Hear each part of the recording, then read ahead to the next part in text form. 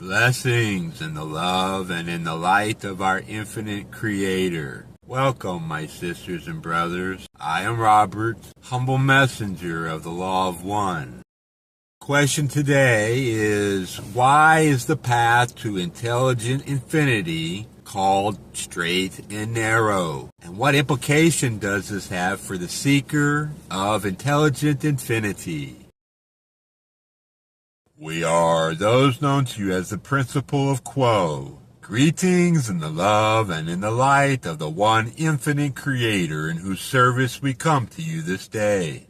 It is a great pleasure and a privilege to be called to your circle of seeking. We appreciate the honor of being asked for our humble opinion and are very glad to share it with you.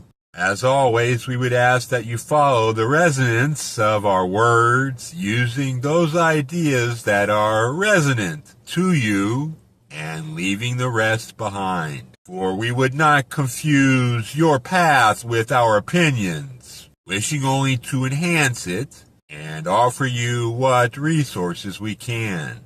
We thank you for using your discrimination. This query has to do with the quotation from the material this instrument calls the raw material, in which it states that the gateway to intelligent infinity is at the end of a straight and narrow path. Before we can look at the implications of this statement for the seeker, we would appreciate the opportunity to discuss the term itself and the way it has been used in this instrument's experience, for it is a somewhat deceptive phrase. As this phrase, the straight and narrow path, was used in the Holy Bible, in the parables of the one known as Jesus the Christ, it did not indicate an unbending path. Rather, the word straight, S-T-R-A-I-T, spelled differently than its homonym, means narrow. One such use of this word which this instrument is familiar is the geographical location called the Straits of Gibraltar. In order to move through the Straits of Gibraltar, it is necessary to keep focused carefully upon what one's ship is doing because it must seek the very center of the channel. On either side lie distractions and those rocks which could tear the bottom out of the ship upon which the journey is taking place. And so it is in the life of the essence of an entity. The day-to-day life spreads out as a pleasant open field with many options and many interests calling for attention. There are wonderful relationships to cherish and tend. There is good work to do in the earning of the living, in the maintenance of the household, and so forth. All of these day-to-day duties are blessed and sacred. Every single one of them is in itself a small world wherein that one task can be focused into an offered 100% of love within, in order that that one chore may shine and be a gift in offering to the one Creator. The key to creating of the life a sacred journey is the attitude with which this journey is taken. We would suggest that the invocation of gratitude and thankfulness is a great key in bringing one's day-to-day life into focus. For no matter whether that which faces one in any particular instance would be thought of by the world as a blessing or as a challenge, yet still, in essence, that which lies before you is the perfect gift for this moment, containing your service and your learning. There is a tendency to forget to invoke this gratitude when that which lies before one does not seem to be a blessing. And yet we would suggest that there is wisdom in waiting those few seconds before you undertake a challenging duty, in order that you may open your heart and mind to the realization of the full measure of your gratitude for the opportunity to be alive in the creation of the Creator and to face this moment. In just this way does the discipline of the personality begin. It does not begin with meditation, although meditation is vital to a spiritual practice. Rather, it begins on the very surface of things, in the very smallest of chores and duties.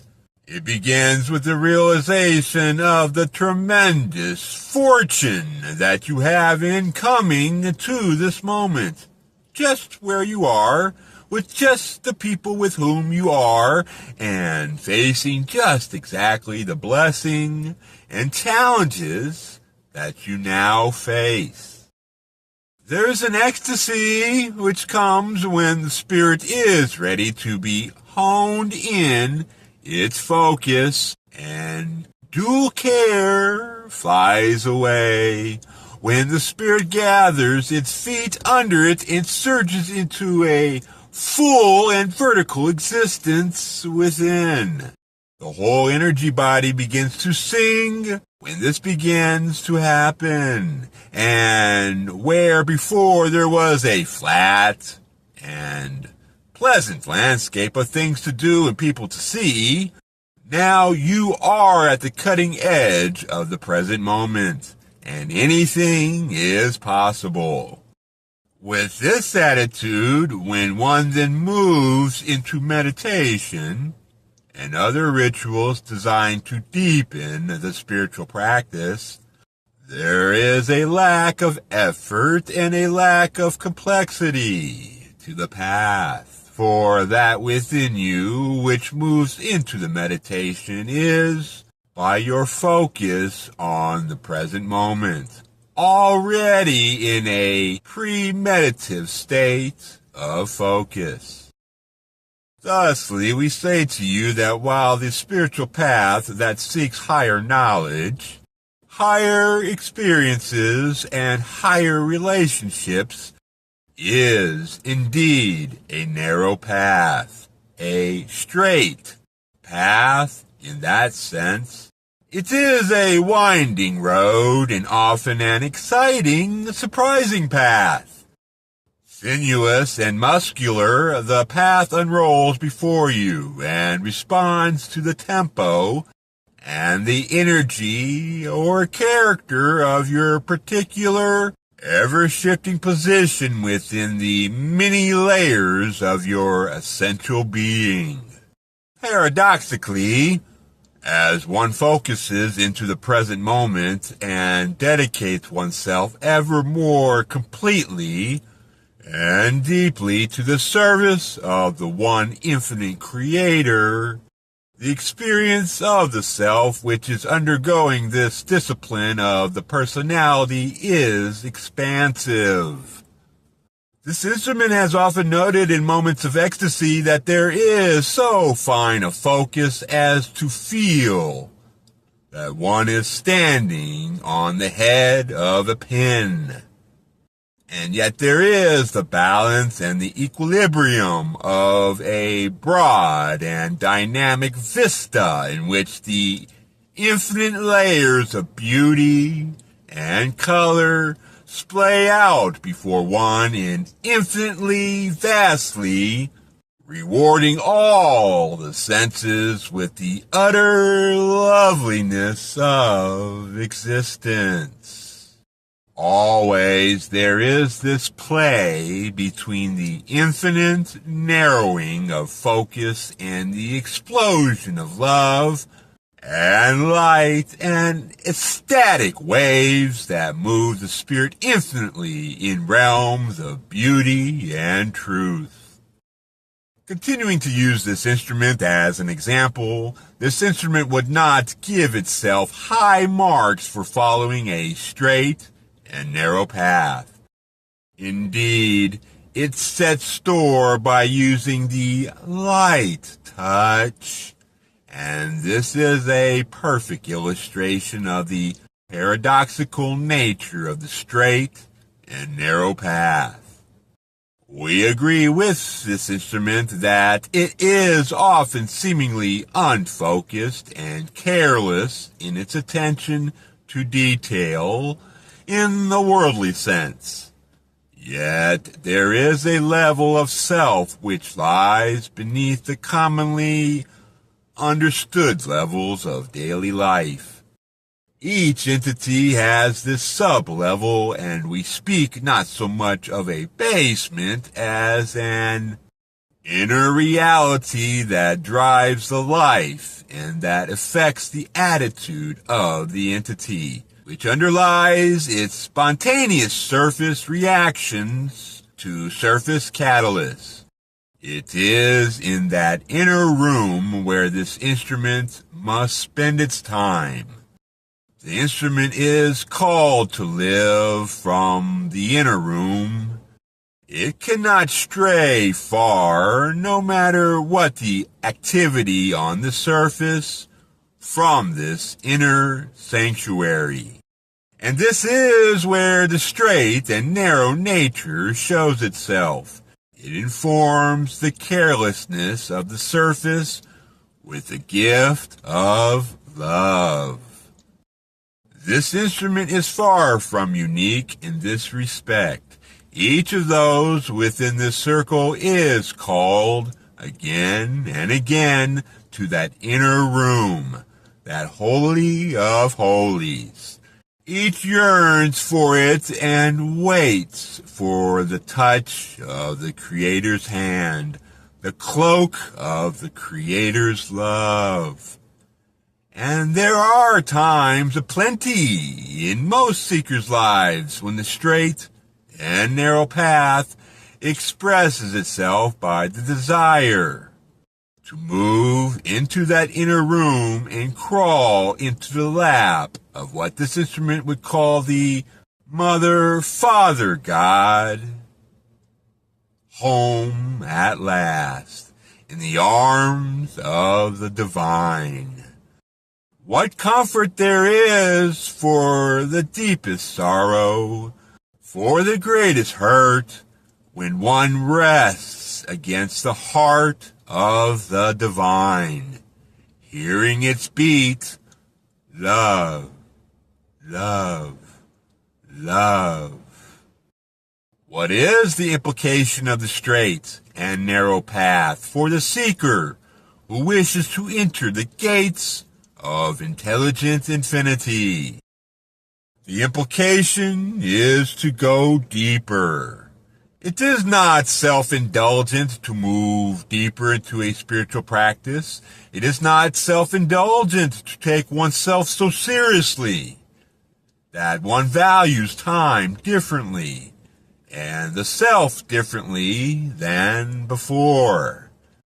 We say this because to the outer world, in which many of your kind live 100% of the time, it does seem self-indulgent and pretentious to spend the time in prayer and meditation, contemplation and reflection, mulling over the events of the day, estimating that which one has experienced and that which one has harvested from the day's journey.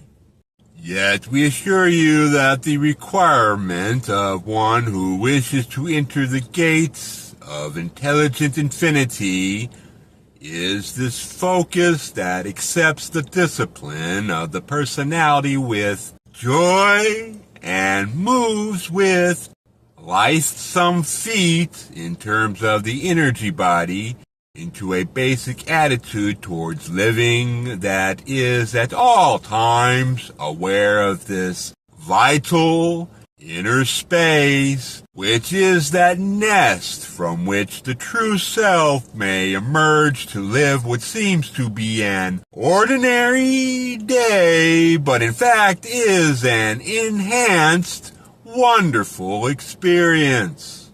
And why is it enchanted and wonderful and magical?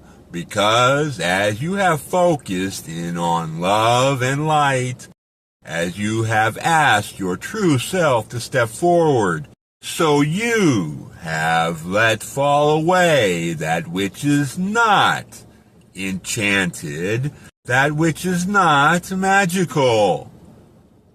The phrase in the Bible that you hear over and over again in the New Testament is, "He that has ears to hear, let him hear."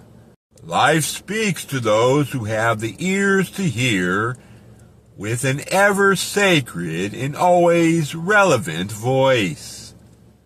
As your focus remains single, and as you walk that straight and narrow path, you do not attempt to make sense of things.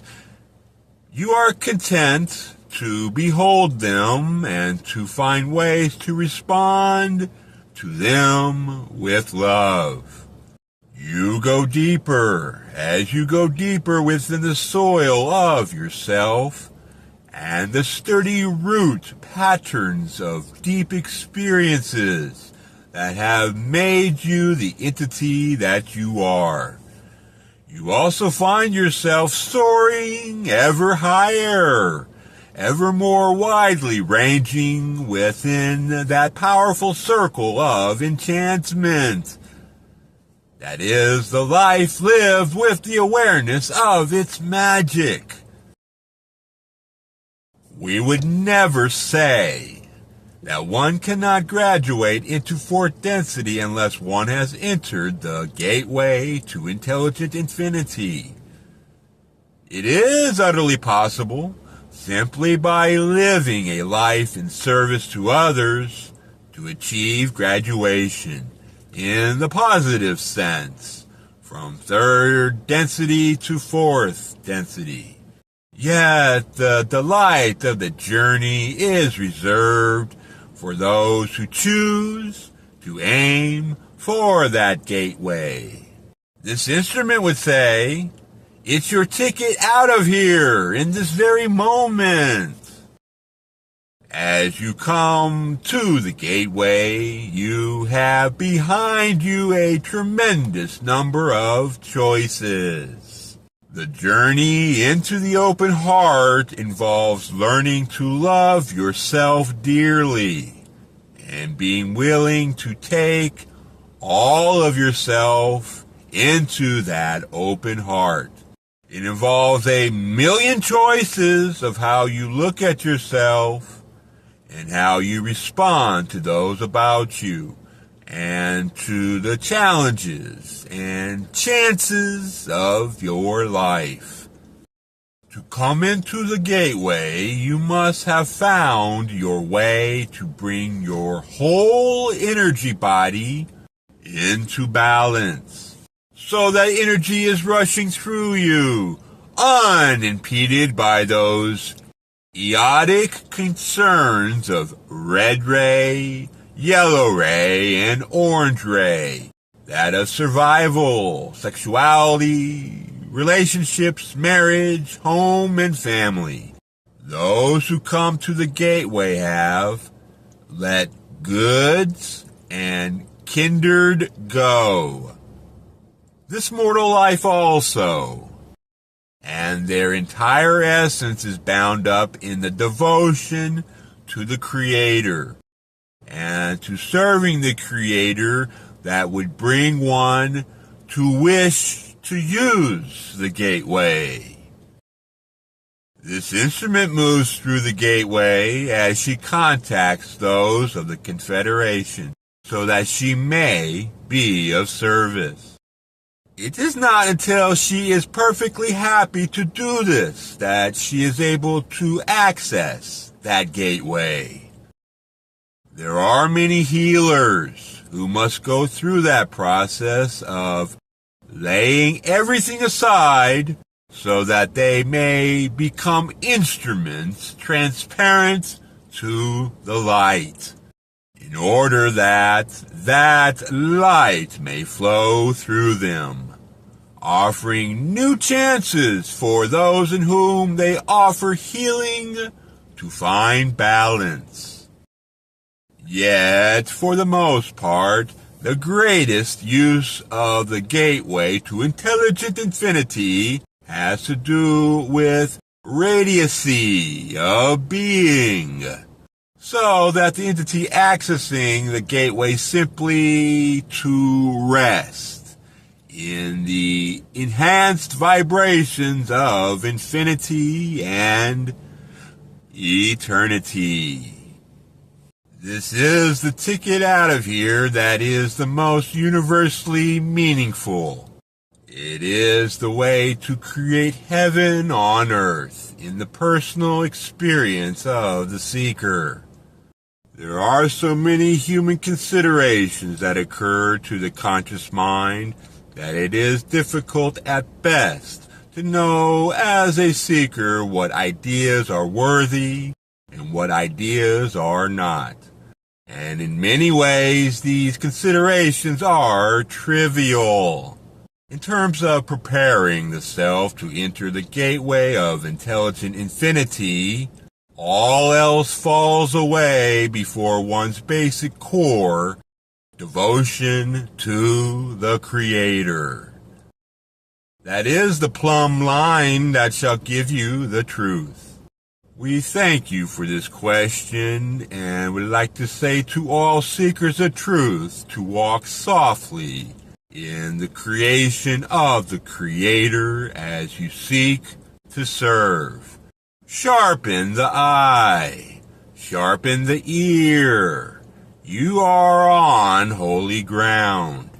He who has ears, let him hear. He who has heart, let him understand. For some, infinity is very close and near at hand, and indeed can be heard in the ear as the whistle of the wind or the cry of the eagle. For others, it is all or nothing. For some, it takes a tremendous wrench of some kind to knock away the defenses of the surface life.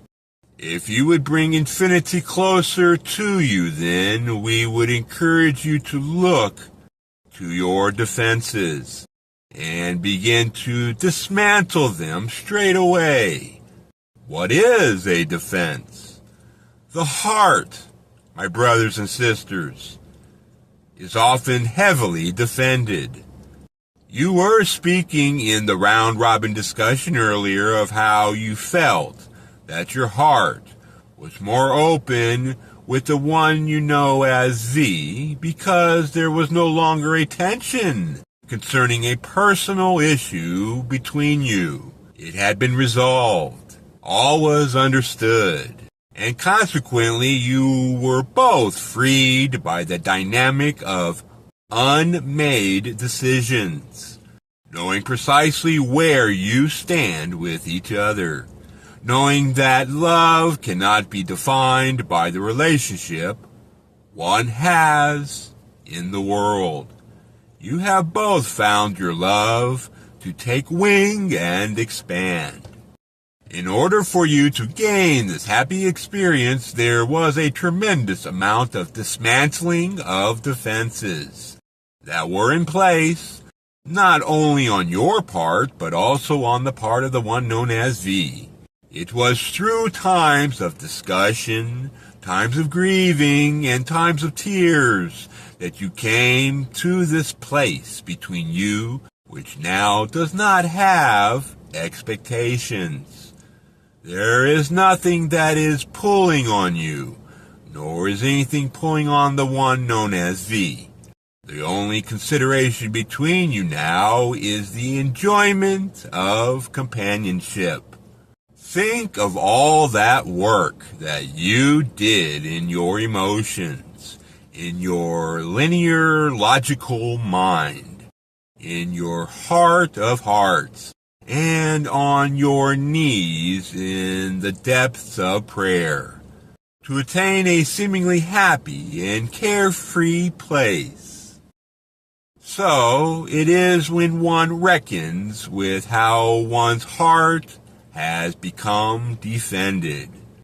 One way to defend the heart is through the dogma of codified religion. One places one's heart in the structure of a religion, and as long as one's heart stays true to the tenets of that particular system of dogma, one is safe. Another way that the heart can be defended is with anger and resentment, which builds concrete walls about the heart in order that it shall not be harmed again. Many years may go into the building of these walls. How can they be taken down? The world is a dangerous place. Another way that the heart may be defended is in fear. What if the world, no matter how kindly or pleasant, seems a crazy place, a lunatic asylum, a place of chaos where nothing makes sense? Many sensitive entities who walk the streets and try to live the life of planet Earth have a bone-deep fear of this place called Earth. And the defenses of their hearts are well nigh unbreachable. It is the work of a lifetime for some to become undefended and then to feel comfortable without the customary defenses. Yet it is exactly this lack of defenses that allows infinity to come close. Indeed, in this instrument's experience, it has many times slipped in and taken over the moment or the hour or the day. This instrument brought with it the gift of being undefended, and although it loses that gift from time to time, it is easier for this instrument to pick it up than most. Perhaps it may aid in working with bringing this gateway into the daily experience to think at all times that you have a choice of which way to look at a situation. You can look at it from the level of space-time, linear time, measurable, weighty space, or by a decision within your mind, you can look at precisely that same moment from the position of time-space, seeing all as perfect, all occurrences converging in a circular manner into you from the past, from the present, and from the future, so that you find yourself to be a node exquisitely posed between space-time and time-space. Let your spiritual practice include that visualization, and perhaps you shall soon find yourself falling into eternity and infinity with a great feeling of surprise and delight. We thank this instrument and this group for a wonderful session, and again, we are thrilled to be called to your circle. It has been a great blessing to us to share your beauty and your meditation. We leave this instrument and this group in the love and the light of the one infinite Creator. Adonai, my friends, Adonai.